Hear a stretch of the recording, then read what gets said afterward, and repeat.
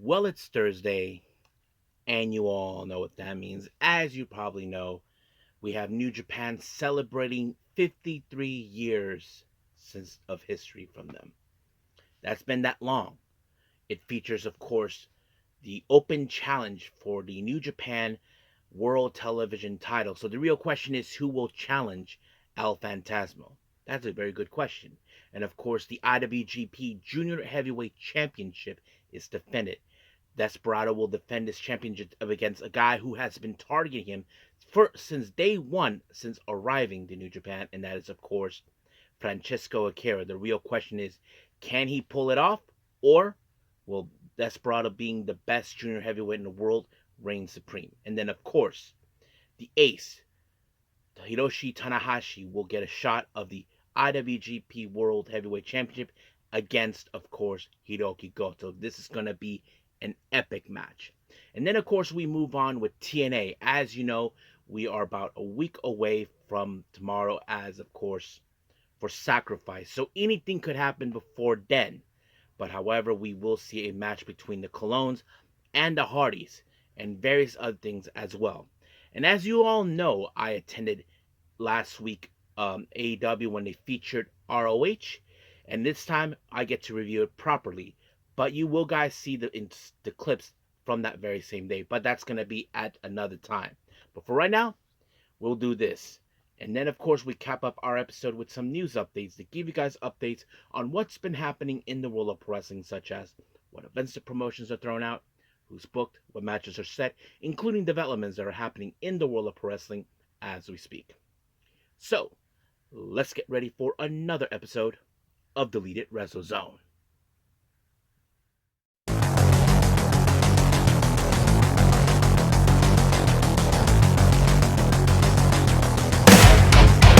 Are you ready? Get up, get up! Get up, get up! Get up, get up! Get up, get up! Get up, get up! Get up, get up! Hey everyone, welcome to Deleted Wrestle Zone, all things that it's pro wrestling with AEW, NXT, New Japan Pro Wrestling, TNA, the National Wrestling Alliance, various promotions, wrestlers, matches, and championships. I am your host, J-Rod here. So, if you are new to the channel, welcome.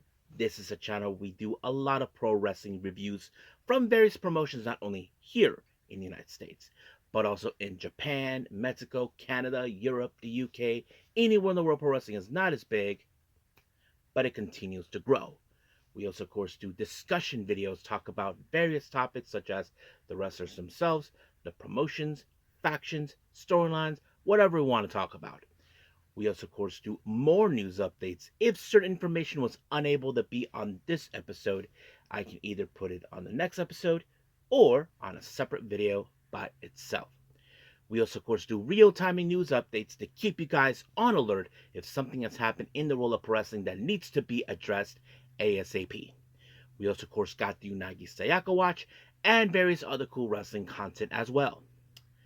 So if you like what you see, please subscribe to us or click on that subscribe button. You'll be getting a lot of daily reviews and other cool wrestling content as well. But if you like this episode, please give us a like on the like button or a nice comment in the description down below. Now, it's of course hammer time. So let's begin, of course, with our first review, and this is from New Japan Pro Wrestling's 53rd anniversary show.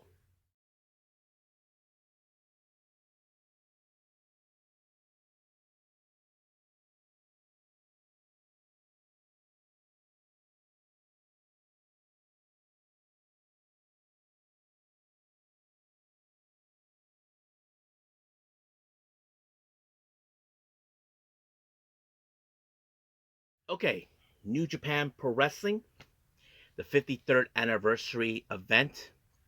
This took place recently at the Oda City General Gymnasium. Now, it started out with, of course, doing a memorial ceremony for two wrestlers. Now, there was one name I am familiarized, and that is, hold on, I'll put in my notes. Osamu Nishimura. Basically, I have seen him wrestle a few times.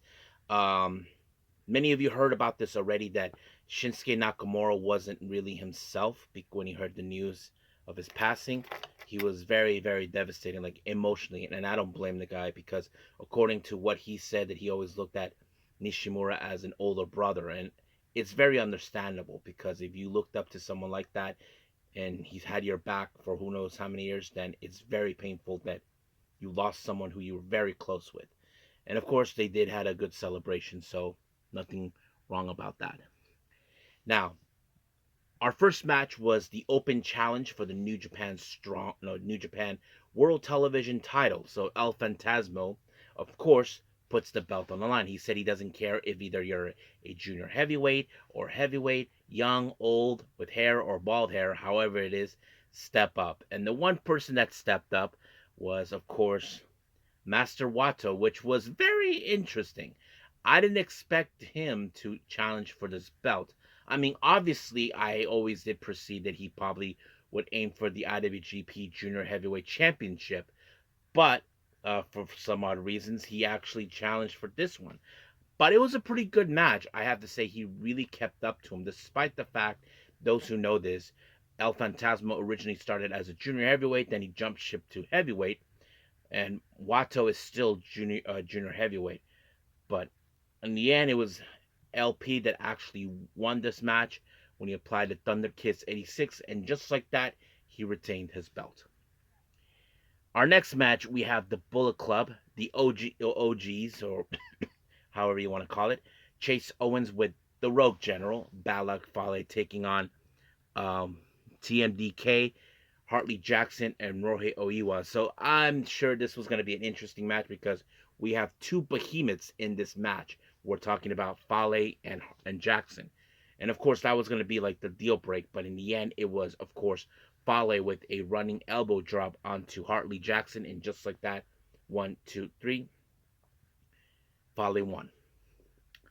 Next up, well, this one has gone chaotic. We got the Bullet Club War Dogs, Ghetto, Taiji Shimori, and Sanada taking on just four guys, Taka Michinoku, Taichi, and Yuya Uemura. However, this match, as you know, because of the history between Sanada and just four guys, they will not let this go for what happened. However, once again, Sanada got away with it by using a guitar and disqualifying himself in this, putting him disqualifying Yuya Uemura to make it look like he did it. And once again, he did his antics. Last time, if you guys remember, he did this to Taichi. And of course, Taichi got away one time when he kicked him in the nuts to disqualify himself, was intentional. So I don't think Sanada expected that from him. But however, you know, this whole feud with Sanada between him and just four guys is far, far, far from over. Our next up, well, we were all expecting how this was going to turn out. We got the House of Torture, or I like to call them the House of Losers. Yoshinobu Kanemaru and Ren Narita taking on the War Dogs, Drilla Maloney, and of course, Gabe Kidd. Now, remember, the last time this happened, Gabe Kidd was attacked by the House of Torture. The House of Torture are declaring that the War Dogs are excluded out of the Bullet Club. We like to say it's a load of horse crap coming from Evil, because he's not in charge, you know. But however, it seems now all hell broke loose. Of course, they were going to break them in half. They didn't care about the rules. They should have turned this match into a no disqualification, false count anywhere type of match. But this match went on, ended up in a double countout after 1 minute and 30 seconds. And then, of course, post-match, all hell broke loose once again. Basically, Gabe Kidd was intending to hurt Ren Narita for what he did last time. And I'm sure Narita may have considered he made a mistake, or he's just too arrogant not to realize he just pissed off someone that he once knew. But who cares? Hill Day has come. Now, our next match, we have the other House of Losers. Dick Togo, Sho, Yujiro, and Evil taking on LIJ's Hiromu Takahashi, Shingo Takagi, Tetsuya Naito, and of course Yota Tsuji. Now, apparently there's a feud between now Yota Tsuji and Evil. Evil claims that Yota Tsuji is not the right guy to reach the top. Well, I have to say that Evil is the one bitter, because he always will be in Naito's shadow. That's always been who he was.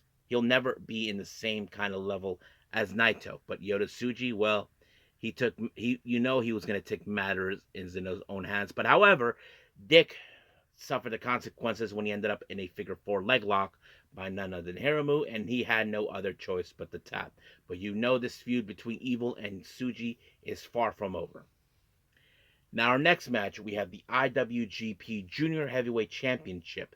El Desperado makes another defense, this time with Francesco Akira. Now, many of you may remember, ever since Francesco Akira, his ultimate goal was to beat one of the best junior heavyweight competitors in the world, and that is, of course, El Desperado. But he never got that chance. So, who knows how many years he's been, he jumped ship and just decided, I'm challenging you for this belt.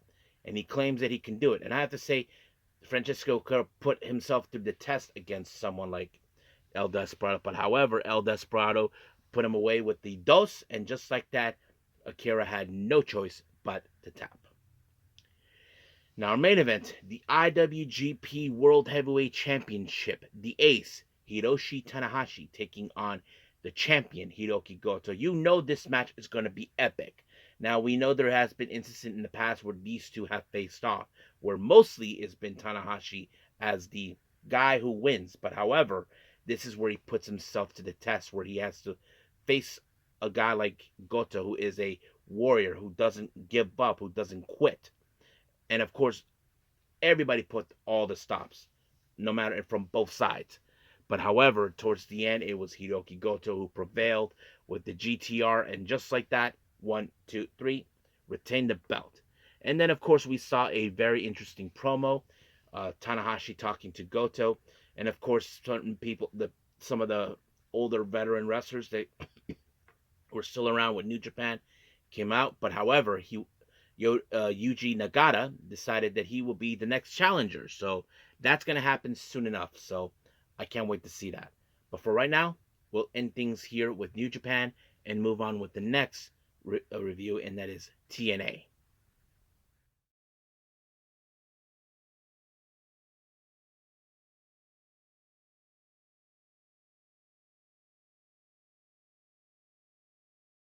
Okay, TNA. It opened up, of course, with Elijiah, formerly known as Elias. He has made his singles match for the first time against Bryan Myers. Now, when it comes to, of course, Bryan Myers as a member of the system, the system will try to manipulate things go their way. I mean, Eddie Edwards tried to get involved, but Elijiah took care of his scrawny butt and pick up the win with what he calls now the highway meant farewell. It was like is the version of it's kind of like the tombstone, but that's what he calls it. However, during the post match, well, the effing system showed up because they're a bunch of losers that can't stand losing at all because things did not go their way. But luckily, say his name and he appears. I believe in Joe Hendry. Yep, he showed up with a guitar, meaning business. So we will see him more later on.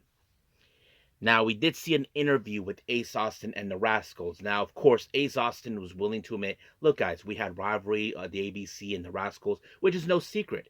But this is a match where we have to put ourselves to the test to see if we can coexist, knowing we have a common enemy, which, of course, the enemy being Wes Lee and his cronies, DuPont and Igwe. So, will face against, of course, the Northern Armory. Now, once again, the Penthouse is back by the First Class, going with their usual yapping until Steve Macklin showed up. And, of course, he just shut up Casey Navarro when he told him that you didn't beat me. I took care of that. And then, of course, he was going to be in the match against, of course, AJ Francis. Next up, we have Savannah Evans taking on Xia Brookside. Now, this is a match that should have happened a while back, but it did not. But now it did.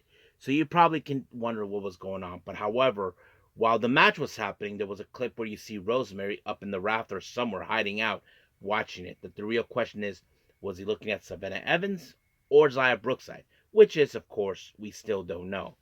But, of course, there was a moment where it seems like Savannah Evans might have faked an injury, and she used that advantage by knocking out Xia Brookside, and just like that, 1, 2, 3, it's over. Now, we did see clips, of course, of Spitfire messing around with the with the Elegance, doing their bidding for 24 hours, and that little Chihuahua had to be like this, watching, hope everything's okay, like a little crybaby. But you know that their lives for 24 hours was probably a living hell, which was funny. Now, our next match, we have Mike Santana taking on John Schuyler, a member of the Great Hands, or should I say the Dumb Hands, doing the bidding of Mustafa Ali. But of course, Jason Notch was going to be there.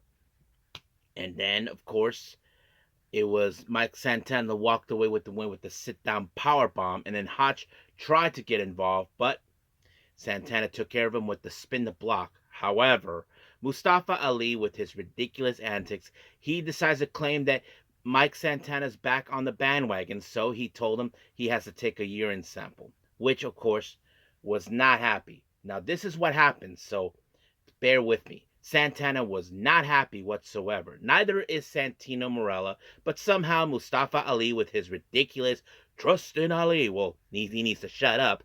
He decided to go over the head of Santino to get it done. However, Santana, who did not like the idea, even though Santino told him, look, just do it, prove it wrong, and that's over. However, Santana had an idea. He saw something around right in front of him where Tasha Steelz, a member of the cabinet, was yelling at this dude who was supposed to get Mustafa Ali's coffee. However, Mike Santana decided to get him off the hook, but he had an idea. You guys can guess it. So, Tasha Steelz handed him over the coffee, but however, she gave the results saying that his urine sample came back negative. So Mustafa's like, what? So he seems like he doesn't understand what happened, but when he drank his coffee, you guys can guess what happened. So I have to say, Mike Santana gets the last laugh. Oh man, that's really, really funny. Now, our next match, we have AJ Francis versus Steve Macklin. Now, of course, Steve Macklin knows what he's doing, but however, Casey Navarro once again gets involved in some capacity. But however, the Northern Armory showed up. Eric Young sent, of course, Icarus and Williams to distract AJ Francis in hopes that, of course, Steve Macklin wins the match. However, Macklin was not happy for that, but this might have cost him the match when, of course, AJ Francis applied the down payment, and just like that, 1, 2, 3, it was over. Now, as you know, there's going to be a big 10-man tag team match taking place in Sacrifice. The system, consisting of the Colognes, Eddie, and Orlando, along with Eddie Edwards, JDC, and Bryan Myers, taking on the Matt Hardy, Joe Hendry, and Elijiah with two mystery partners. Well, Matt Hardy said he was going to make a couple of phone calls, and one of the phone calls was, in fact, of course, Leon Slater, which to me was obvious. I mean, of course he'll follow Jeff to, hell and back with him because he grew up watching him. However, the fifth member, that was a very interesting one because at first, Ryan Mendez thought that he was going to take the spot, but unfortunately, that spot goes to Nick, his brother. So, however, Matt Hardy, who somehow has his number, called him and FaceTimed him, I'm sure, told him about the match. And apparently, Ryan Mendez was giving him a narrative story. Then, of course, he was going to, let me talk to your brother. He's right over here. So, I thought it was just an awkward moment. that Ryan Mendez is listening to what his brother is saying. I'm like, oh man.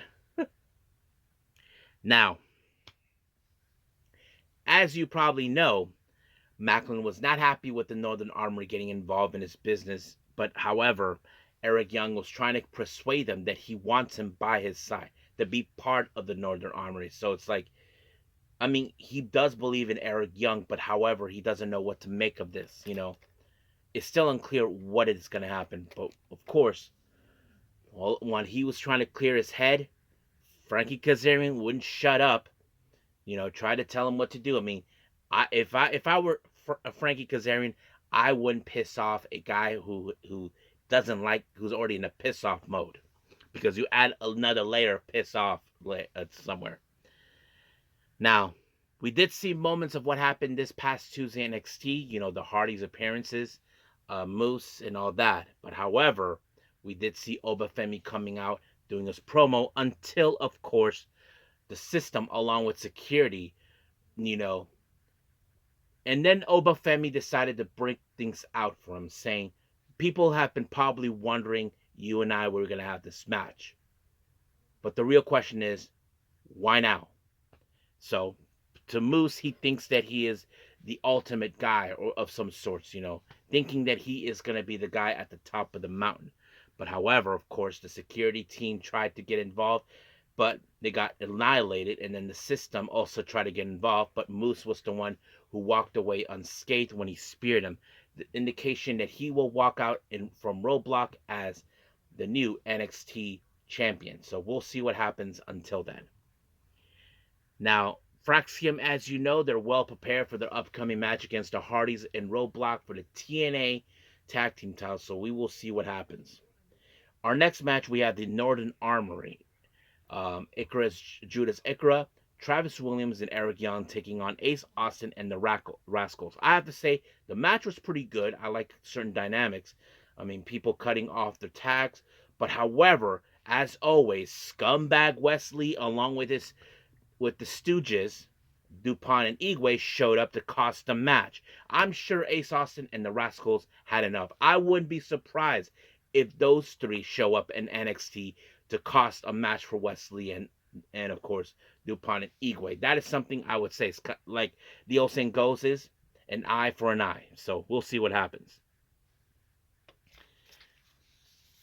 Now, Masha Slamovich, as you know, on her plate, she has to deal with Cora Jade. As you know, Cora Jade believes that she will walk out, sacrifice as the TNA Knockouts World Champion. However, unbeknownst for her, the person who claims that she's taking back what rightfully is, that this was her division, but we all know she didn't elevate it. It was Jordan Grace.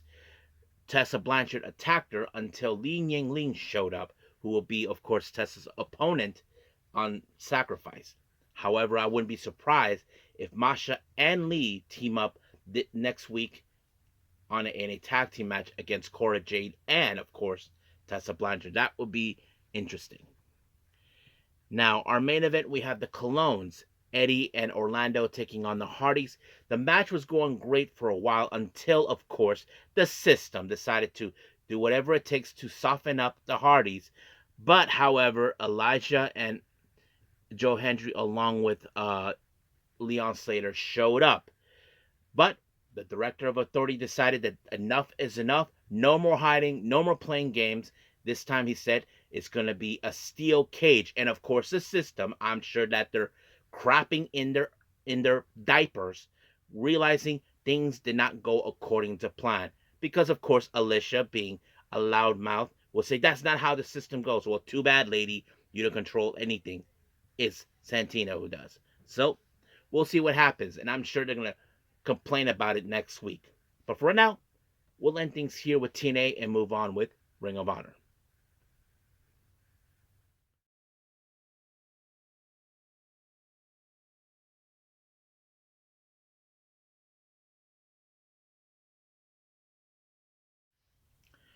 Okay, our final review, Ring of Honor. ROH. We opened up with, of course, with the ROH Women's World Championship. Athena defends her belt against La Catalina, who is a Chilean wrestler who has been wrestling representing CML in Mexico. Now, one thing I liked about this match is that a lot of women who faced Athena don't last long, but somehow Catalina had the stamina, the endurance to last a lot longer as possible. And I think Athena was becoming frustrated with the fact that she was doing everything humanly possible to put her away. So did La Catalina, but unfortunately, Athena was able to walk away with the win when she applied the Eclipse, and just like that, 1, 2, 3. But you all know what happens in the post match. Well, once again, Athena with her usual antics. But sooner or later, that is going to stop. Now, we all saw what happened at the in Global Wars in Australia. MXM Collection is still believing they are the tag champions because they stole Sammy's belt. And they're declaring, of course, Australia not a country.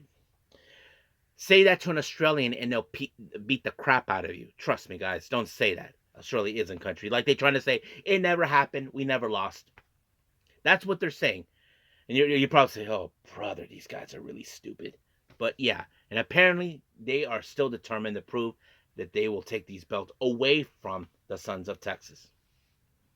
Now, our next match, we have Jay Lethal versus Satnam Singh versus McAllen and Slade. Well, I can tell you this match. Well, Slade and McAllen had a bad day when they had dealt with Satnam Singh in the end, so he walked away with the win. So just like that, 1, 2, 3, double pin both men. Over. Now, our next match, we have Billy Starks versus Milo. Now, just to be clear, this match was not part when they were here in San Diego. That is something I can tell you. I don't remember seeing that match. I do remember the the ROH Women's Championship and, of course, Jay Lethal and Satnam Singh. But this one, no. But this match ended, of course, with Billy Starks applying the Swanton Bomb, and just like that, 1, 2, 3, it was over. Our next match, we have Ulamid and John Cruz taking on the Sons of Texas. Also, another match that was not part of the card here in San Diego, which, of course, was obvious to me. However, I can tell you this match ended with the Sons of Texas allowing Sammy Guevara to apply a Swanton onto Ulamid, and just like that, 1, 2, 3 is over. But however, of course, MXM Collection showed up again to prove their point that they are the true tag team champions. But however, things did not go according to plan. Well, Mansoor got a little kicked in the gonads thanks to the natural Dustin Rhodes, and Sammy reclaimed his belt back, which was, of course, great. However, of course, you're going to have Mansoor and Mason crying like little girls. Can't believe it. Like, we lost the belt. Yeah, that's what happens. Now, our next match, we have Beast Mortos versus Sonico. I've seen Sonico before. He wrestled in Prestige Wrestling, but this match ended with Beast Mortos when he applied the Destination Hellhole, and just like that, 1, 2, 3 is over. Next up, Thunder Rosa taking on Brittany Brooks. Of course, everybody, if you guys are from either San Diego or across the board in Tijuana, Mexico, you know who Thunder Rosa is.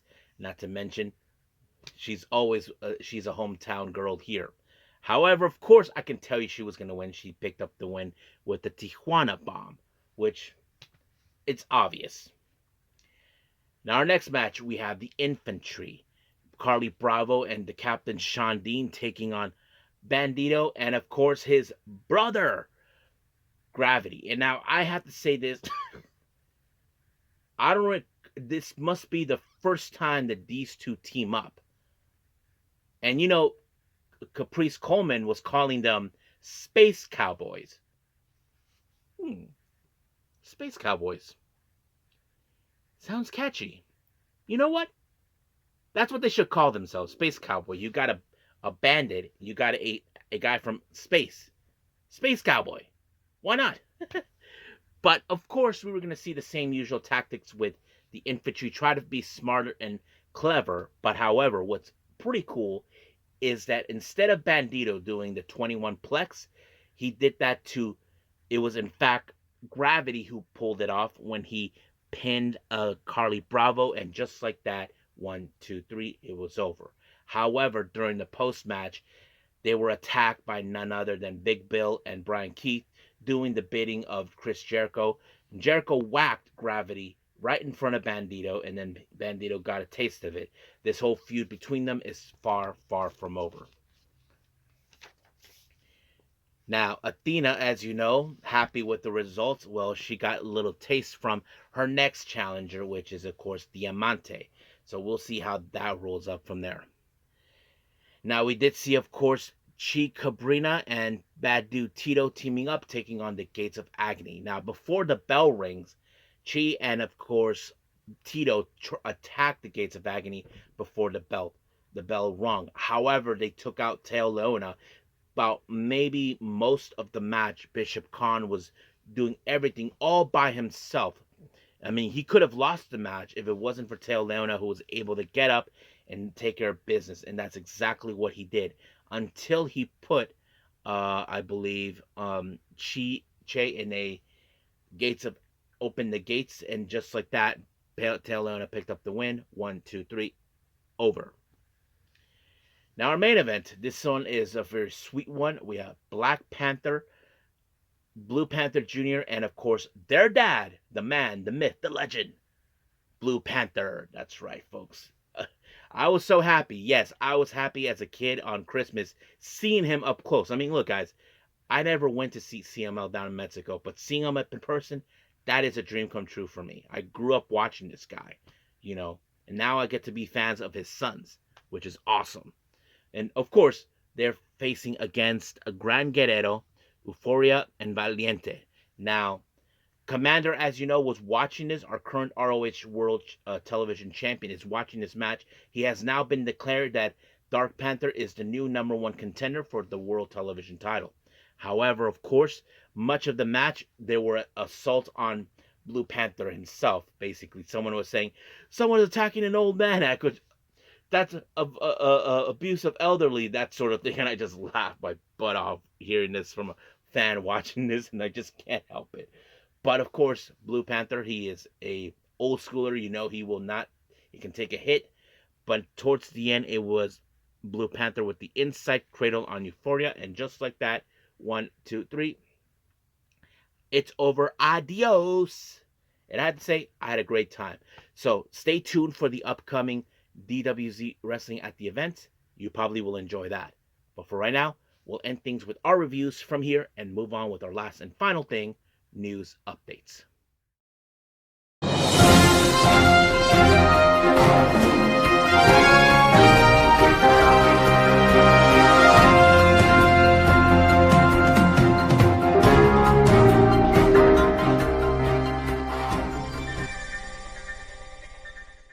Okay, welcome to our news update. So let's get started with upcoming events. As always, we have the GCW first because there's a big load. As you know, they'll have their Las Vegas show and for Bloodsport on the 17th of April. They just announced, of course, Stardom talent Micah to be involved. Some of you may question why Micah. Well, those who know this or not, she actually is a judo expert, so it fits perfectly for her. So it'll be interesting to see her to do something different outside of her comfort zone that she knows, but something that she's familiarized with.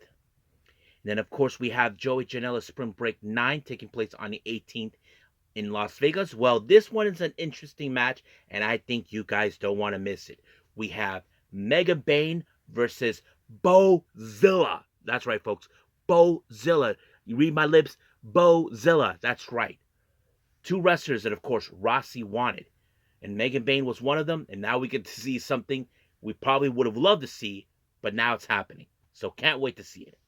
And then, as you know, we have the LA show in May that will taking place. Crazy, scary, spooky, hilarious. Taking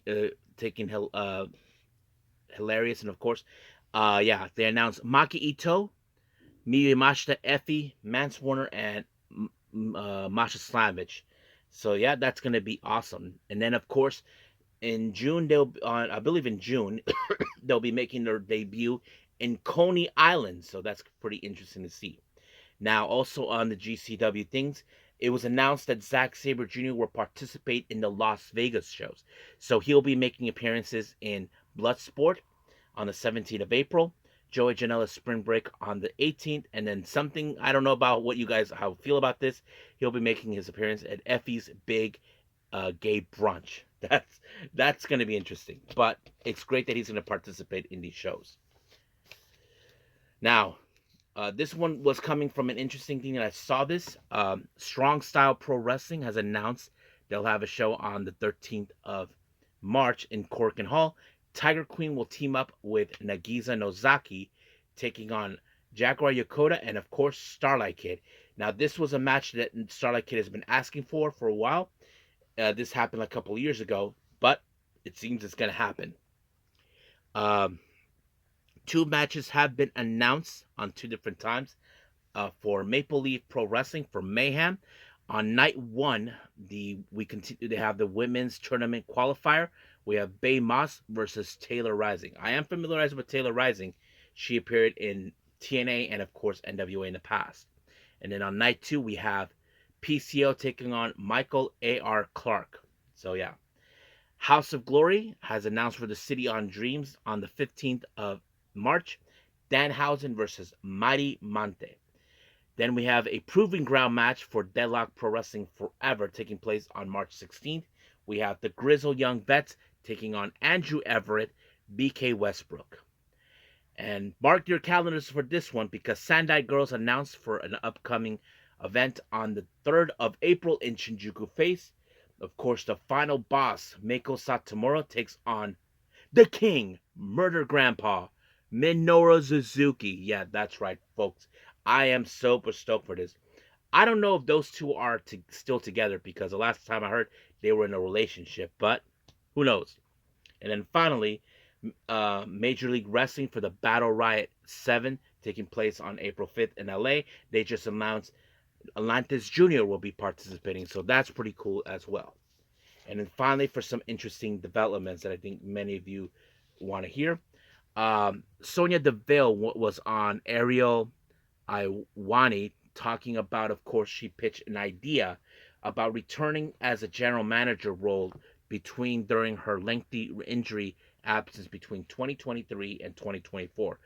She just revealed that Triple H turned down the idea, and just like that. I mean, I have seen in wrestlers in Japan, many of you remember as Kagetsu was one of those people that in fact saw that certain wrestlers can't wrestle that well, but they gave them other roles like managers to ensure that they get a feel of it for a while until they're ready to get back. I mean, they could have done that for her, but it seems that it did not happen in WWE. Now, news has been reporting that WWE has been considering bringing back Evolution, which was the all-girl event. It's still unclear what's going to happen, but some people are saying they speculate it could return for 2025. We'll just wait and see. Now, many of you remember this. I talked about Sayuri Namba, who will be leaving Japan. She'll be graduating from Tokyo Pro Wrestling in June. Kira Summer, who is one of the talents, who is Australian-born but been wrestling with Tokyo Pro Wrestling, talked about her experience going into a new country. And this is what she said on her X account. Let me pull it up for all of you. Here it is. I know firsthand how scary it is moving to a different country, how hard it was to change the language you speak on a daily basis. So I'm proud of Namba-san to see her bravely pushing through and following her dreams with a smile. From our first meeting, Namba-san put my anxiety at ease and always made me feel welcome. For that, I can't thank her enough. Canada is lucky to have you, Namba-san. We'll miss you.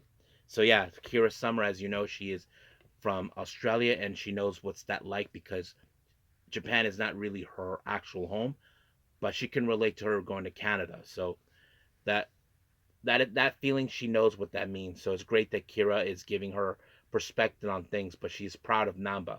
And it's great that Namba actually helped her out through her transition living in Japan. So we'll see what happens. I'm sure we only got a couple of months left with her with Tokyo Pro Wrestling, and then that's pretty much it. So as of right now, let's call it a day. All right, so I hope everybody enjoyed this episode. Coming up, I haven't decided yet what I'm going to do, but however, I will be releasing very soon DWZ at the wrestling events with ROH when they were here at the front wave, the same time as AEW Dynamite.